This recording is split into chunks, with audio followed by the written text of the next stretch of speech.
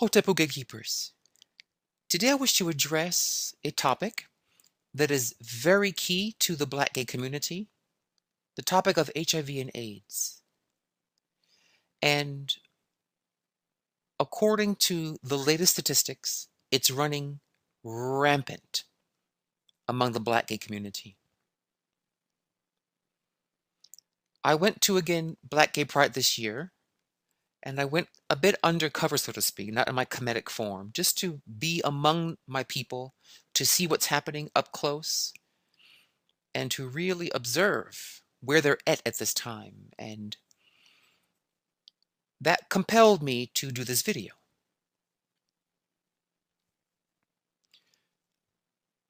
Black gay men are Africans who were once from Mother Africa, brought here by slave ships, and then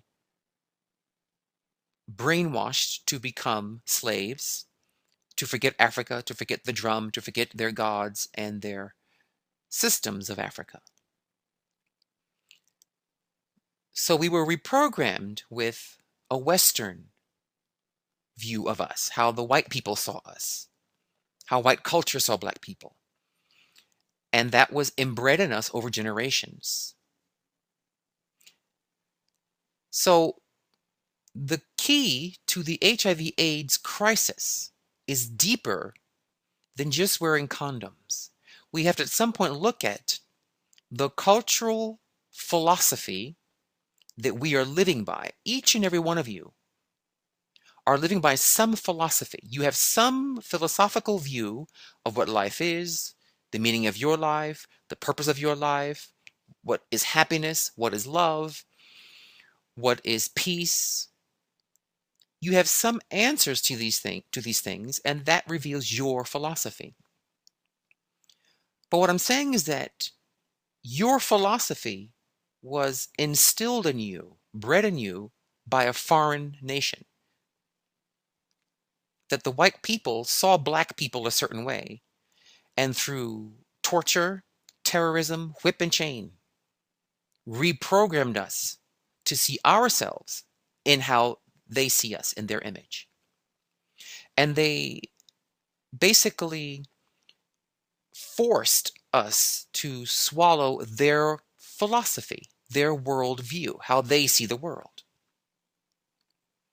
I can prove this rather quickly if I go into any group of Black gay men and ask them, what is God?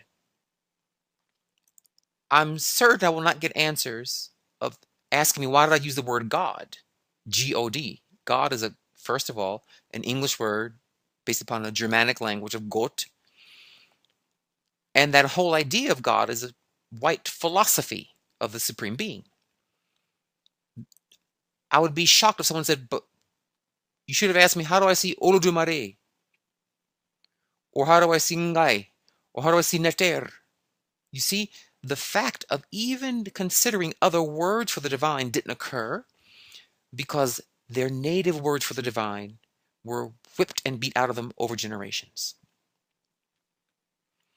So the key to the Western culture is they have a very deep tradition of elevating emotions as the guide to behavior. This is an essential dynamic of white culture. If you read their literature, look at the news, look at their history, how you feel your emotions are valid indicators of how you should act. This is very much not African. The Africans view that emotions are like wild animals. You can have them as long as they're tamed and made into pets, but they must never lead the farmer. We viewed emotions, particularly in Kemet, for example, as human-headed animals or animal-headed humans, meaning the human must direct the animal. So in this scene on the screen here, you see two very beautiful brothers at a club, a Black gay club, it seems. And what's happening? What do you see here? Well, they're dressed in tight shirts. That's part of the fertility dance. the mating dance of showing skin and sexualization. All groups have fertility rituals. But you see here they have drink, and I'm assuming it's not apple cider. I'm assuming that's going to be liquor. Liquor does what to you? It knocks out reason. It knocks out the cerebral cortex, the part that controls motor function, so you don't slur, so you can walk in straight lines. But more importantly, it is the farmer in you, the reason in you. When you drink booze and do marijuana and drugs, what you're actually doing is shutting off the part that controls the wild animal, the emotions. Emotions do not think, they simply react. They're beasts, they're animals. So when you drink the booze, you smoke the evil weed, you do drugs, you're literally worshiping the white people's philosophy that emotions should be let loose and expressed when they come up. You got to be true to your feelings.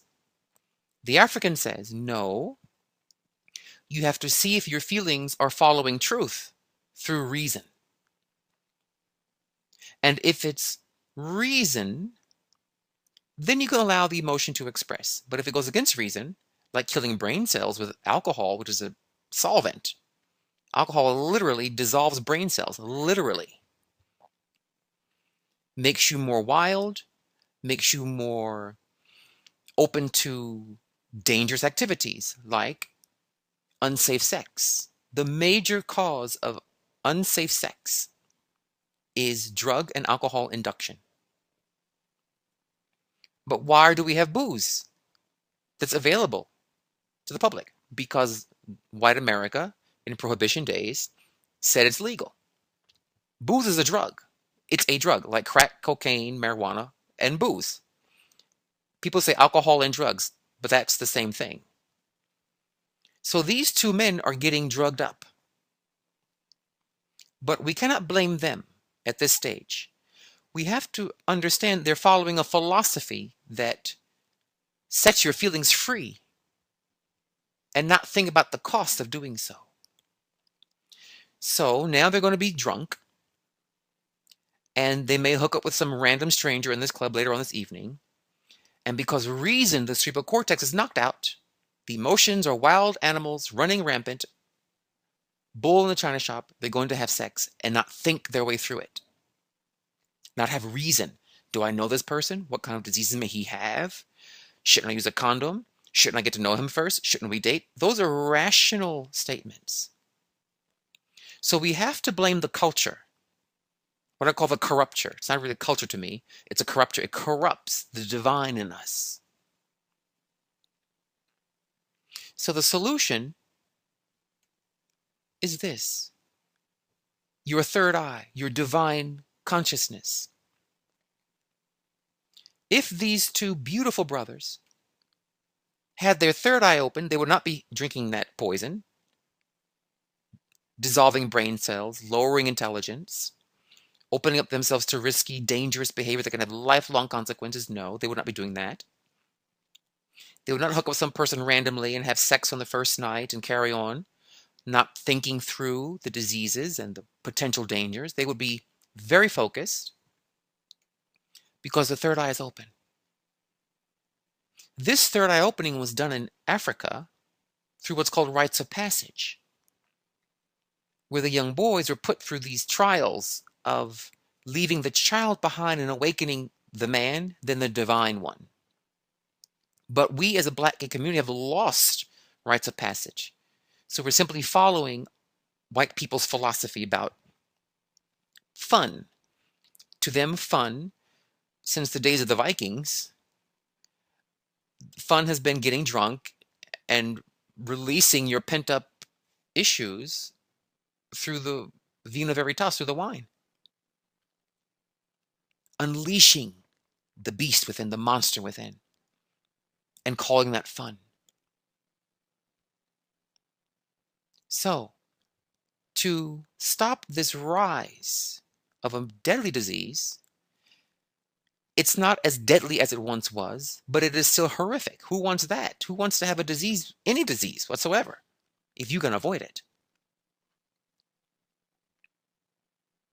So the answer is that Black gay men need to return to African culture. Culture is the cure. The culture, what does culture mean? To cultivate. To cultivate. Cultivate what? Your higher self. Your third eye. It's the most important part of spirituality is your third eye. If you do nothing else in spirituality, open that third eye. It will lead you to safety. So when I saw the brothers in Black Gay Pride in Atlanta in 2017, I saw a bunch of closed third eyes. I saw brothers not thinking deeply, not looking beyond how fine that brother may have been, or his sweet words, or how much the music was pumping. I was watching very carefully. And I saw that the lack of African cultural rites of passage are going to make 70% of the Black men in that room open to HIV this evening. It was very alarming to me. Very alarming to watch what I saw. So that's why I make this video, to really get to the cure, or the way to lower these numbers. If we get those 70%, 7 out of 10, because Atlanta has a very high rate of HIV infection in the Black gay community. It's very high, one of the highest in the country, higher than some countries in Africa, actually. It's really ridiculous here that if these brothers had gone through a rites of passage to their third eye, we could spare 70% a lifelong disease. If we could open this eye of Ra here, where this eyebrow means the mind, and this first part here means smell, sight. This part points to the ear for hearing. This is the finger-like touch. This is a tongue, taste. So we have the 5 senses. 1, 2, 3, 4, 5. Smell, sight, hearing, touch, and taste. And the mind must control the 5 senses below. When that happens, the sense of lust and rush of sexual excitement, or music, or flashing strobe lights to put you in a trance, a hypnotic trance, or drugs and alcohol, those senses will be under your mind's control. The eye will be under the brow, we say. And now our brothers are spared. The divine consciousness is with them in the club or the dance hall or wherever they are. And now they make choices of an initiate, of a person awakened to higher brain function. And this is the ultimate way to lower the numbers of HIV in the Black gay community. We must return to our root culture that turns boys to men through divinely awakening Black gay men's higher brain centers. And by the way, when you awaken that third eye, you can attract a most glorious mate through spiritual power versus going to a club, getting drunk and high to try to find love. All of you have a right to love and to a relationship. But you want a clean one, a healthy one that promotes your goodness, makes you a better person and a better spiritual being. Not just a hot fling in the night with danger and syphilis and gonorrhea and chlamydia in the mix. So, I wanted to make the third eye practical to the saving of my community. We pray you enjoyed this. Spread the word of this message. We do offer classes on the chakras, which do help you to open that third eye. And if you can't take the classes, at least try to meditate on your third eye. There is a song that we have on the web page, I believe it is, the web page, yes, called the Third Eye Chant. Chant that song to your third eye and spare yourself walking into danger where the two eyes cannot see the danger, but the third eye sees all the way through it. Take care of yourselves, brothers, and let us all awaken as a community our divinity in our third eye. Dwa Wind Hotepu.